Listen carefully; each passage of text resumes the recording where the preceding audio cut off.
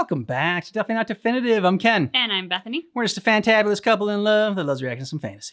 And if you know me, you know I cry all the time, so this is going to be fun. Yeah, prepare to cry. Dark Souls for Gwyn's Light by Vadi. So if you want all of our reactions for From Software games and Dark Souls, Prepare to Cry series, check out the description of this video. We got a playlist there for you. As well as a link to our Patreon. We can get early ad-free access to our videos.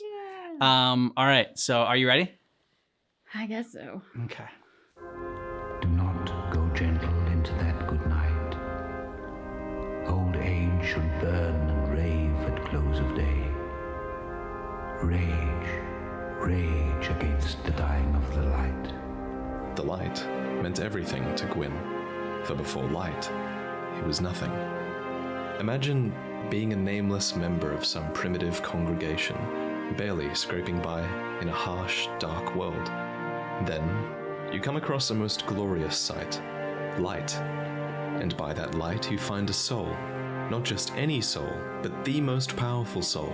One that carries with it the power, no, the responsibility to lift your race out of the shadows onto the surface where the dragons dwell. Gwyn did not win this first war overnight. We forget this, but during the Age of Ancients, there was still time for the lords to rise. Civilizations were built, alliances were forged, loyal knights were appointed, and betrayers were born. For after disparity came creatures that were not born equal. Creatures like Seath, who lived without the immortal stone scales of his brethren. With his mortality came a desperation, an ambition, a jealousy, things the stone dragons never had and could never understand. Tail And face. so, with their secrets betrayed by the pale drake, the dragons' homes were burnt to ash, their scales were pierced by lightning, and their flesh was exposed to disease. The war was won, and Gwyn could have eliminated Seath here, but he chose not to. Instead, he did just the opposite. He granted Seath a piece of his very own soul. He elevated him to the peerage, he granted him dukedom, and also the hand of his daughter, Guinevere, with whom he could sire royal children. Honoring Seath like this ended up costing Gwyn his closest battle compatriot, Havel the Rock, who harbored this deep hatred against the scaleless dragon. Havel is not found in-game, but deep within Anor Londo, behind an illusory wall and protected by a mimic, are his armaments, alongside the occult weaponry designed to kill a god. From this we can guess that Havel nursed this resentment for Gwyn, though it seems he never acted on it. At this time, after all, Gwyn was surrounded by his entourage of knights, many of them wistfully craving this return to the combat that had once given them purpose. Gwyn would repeat this behavior throughout the Age of Fire, keeping his friends close and his enemies even closer, for fire was at its peak, and the whole world was charmed by its brilliance. Good men, the last wave by, crying how bright their frail deeds might have danced in the green bay. Rage, rage against the dying of the light. To Nito, Gwyn permitted a quiet domain for all of the deceased, and in return, Nito never did spread death to the gods. Over in Izalith, the witch was tolerated despite spawning her creatures of chaos, but there was a fourth lord, one that I didn't mention when talking about the Dragon Wars, but one who took part in them just the same. The furtive pygmy race and their descendants. The pygmy lords, squirreling away a soul of dark, represented the most significant threat to Gwyn's Age of Fire. So what do you think Gwyn did? Exterminate them? No. Instead, Gwyn indebted them with the greatest gifts of all. While the pygmy lords waited patiently for light to fade, Gwyn twisted their fate. Prop up this tiny race, bathe them in the glory of the light, blind them with its brilliance, give them a crown, a ringed city, his youngest daughter, let them indulge in bounty, Who's getting away his daughters? while they're still weak, raise a dragon to watch over them, seal their dark with fire, and shackle them to mortality. Let them spread across the earth and forget their heritage, their accomplishments. Let the origins of humanity be buried, out of sight and out of mind. So the pygmies were walled off, safe in a city that exists only at the end of the world. Most of them stayed there forever, happily subservient to their Princess Filianore, whose very slumber was a miracle that was designed to prevent time from passing. Meanwhile, humans, the pygmies' ancestors, had spread to the outside world, and out there, they too warmed themselves by fire. However, unbeknownst to most of them, this ran counter to their true nature. In the dark, there are no shadows, but where fire resides, shadows twist and shrivel. So, some members of the dark did sense that something was wrong, and they began to ram against their shackles. First, a mad king was born to the pygmies, and he was undying, as the dark should be, so he was held in a dark room until the end of time. Later, yet another pygmy lord would go on to spawn an abyss when he was unearthed in Ulasil. And over time, even mankind turned into monsters. This hollowing process that unfairly became attributed to their darkness instead of the fire that branded them. The wise men at their end know dark is right, because their words had forked no lightning. They do not go gentle into that good night. Gwyn's favored tool of control was the church, something he had used to great effect already in the Ringed City, and he would use it again now to indoctrinate the people of the wider world.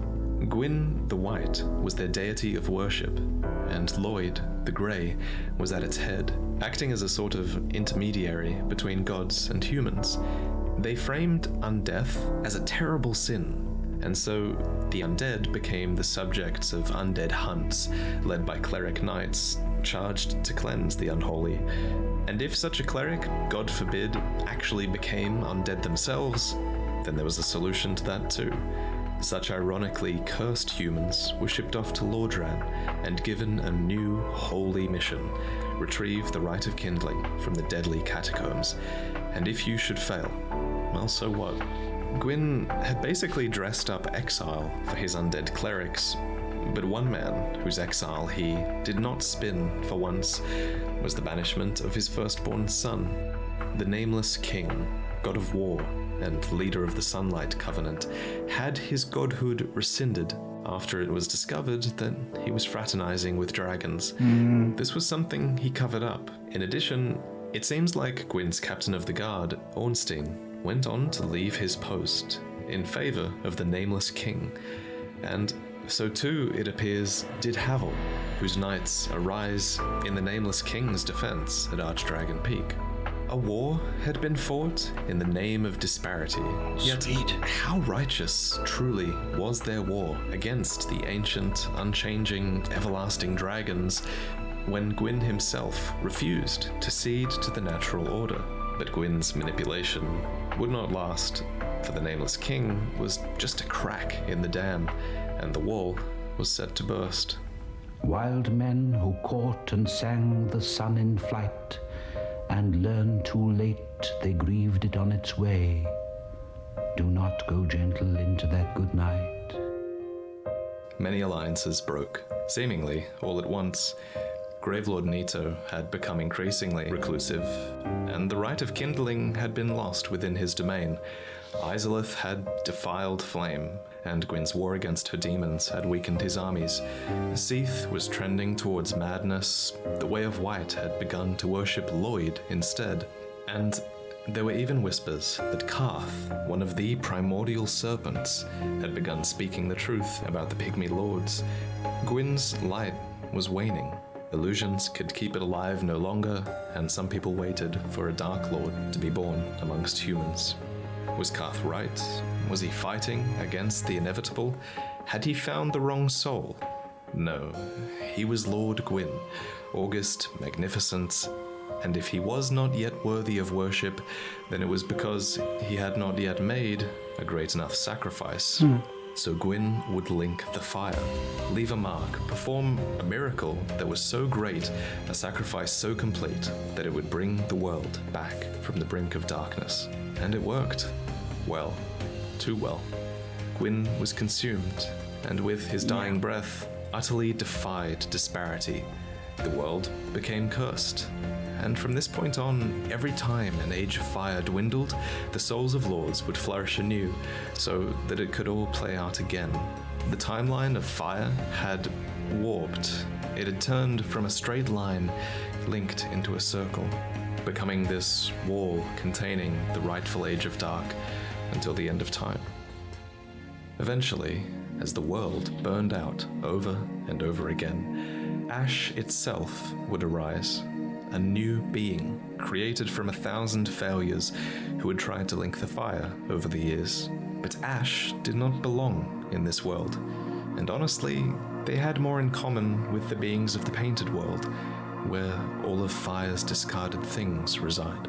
So, they fought for a new purpose, to reunite the dark soul, and to paint a new world with it so that they could escape the ashen wasteland that Gwyn had created.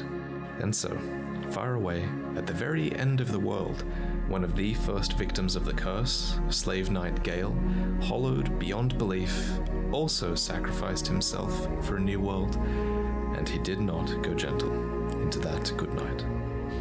Grave men near death who see with blinding sight, blind eyes could blaze like meteors and be gay. Rage, rage against the dying of the light. And you, my father, there on the sad height, curse, bless me now with your fierce tears, I pray. Do not go gentle into that good night. Rage, rage against the dying of the light.